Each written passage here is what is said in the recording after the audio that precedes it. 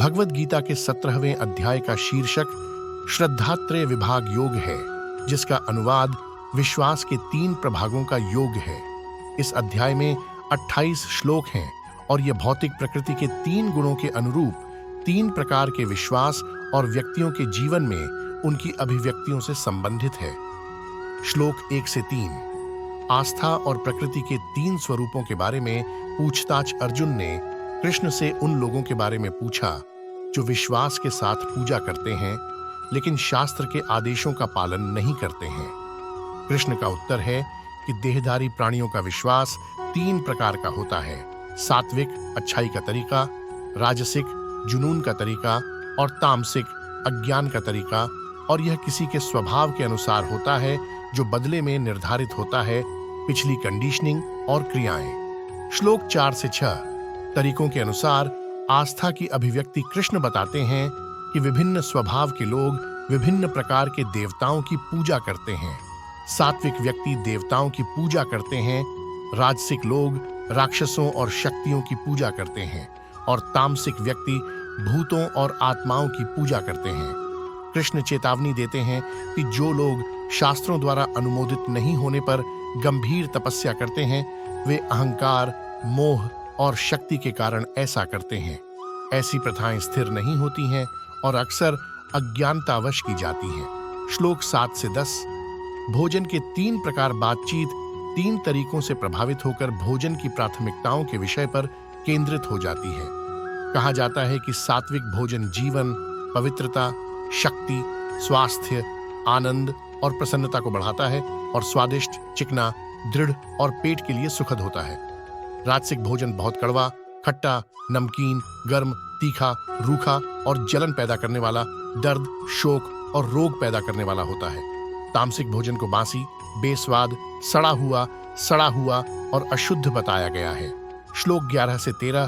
बलिदान के 3 प्रकार कृष्ण आगे 3 प्रकार के बलिदानों का वर्णन करते हैं। सात्विक यज्ञ कर्तव्यानुसार, आसक्ति या फल की इच्छा के बिना तथा दृढ़ विश्वास के साथ किया जाता है। राजसिक बलिदान इनाम की उम्मीद से या दिखावे के लिए किया जाता है, जबकि तामसिक बलिदान में शास्त्रीय संस्कारों की अवहेलना होती है। इसमें आस्था की कमी होती है और इसमें भोजन का वितरण शामिल नहीं होता है। श्लोक 14 से 19। तपस्या के 3 प्रकार कृष्ण 3 प्रकार की तपस्या का वर्णन करते हैं: शारीरिक, मौखिक और मानसिक। शारीरिक तपस्या में देवताओं, ब्राह्मणों, शिक्षक और बुद्धिमानों की पूजा, पवित्रता, सरलता, ब्रह्मचर्य और गैर चोट शामिल है। मौखिक तपस्या में सत्य और लाभकारी ढंग से बोलना और शास्त्रों के अध्ययन का अभ्यास करना भी शामिल है।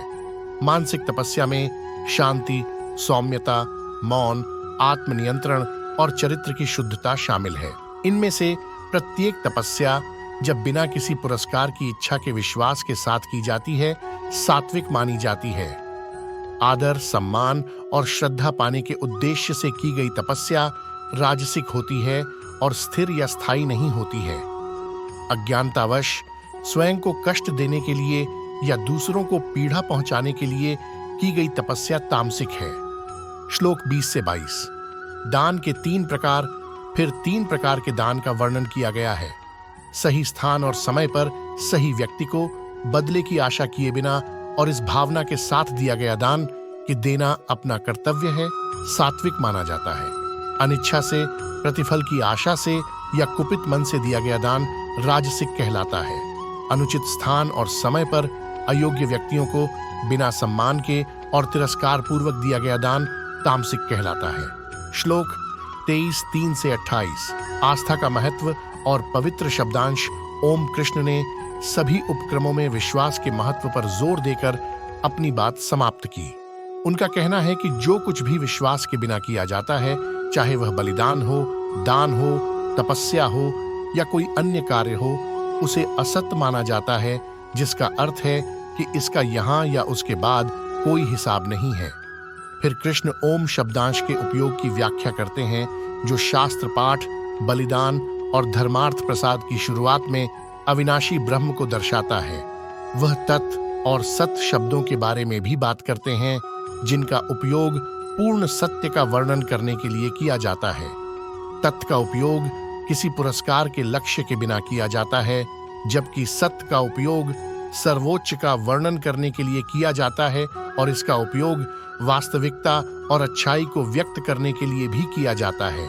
अंत में जो कार्य यज्ञीय, धर्मार्थ या कठोर हैं, विश्वास के साथ और पुरस्कार की इच्छा के बिना किए जाते हैं, उन्हें सत्य माना जाता है। ये कार्य अच्छाई की प्रकृति में हैं और सर्वोच्च आनंद की ओर ले जाते हैं। भगवद गीता का यह अध्याय विभिन्न कार्यों, खाद्य पदार्थों, बलिदानों, तपस्या और दान के माध्यम से विश्वास की प्रकृति और इसकी अभिव्यक्तियों में गहरी अंतर्दृष्टि प्रदान करता है, क्योंकि वे भौतिक प्रकृति के 3 गुणों के अनुरूप हैं: अच्छाई, जुनून और अज्ञान। यह सही दृष्टिकोण के साथ, परिणामों के प्रति आसक्ति के बिना और सर्वोच्च में विश्वास के साथ अपने कर्तव्य को निभाने के महत्व को रेखांकित करता है। यह पवित्रता, आत्मनियंत्रण और भक्ति का जीवन जीने का आह्वान है, जो सभी आध्यात्मिक विकास और परम मुक्ति की ओर ले जाते हैं।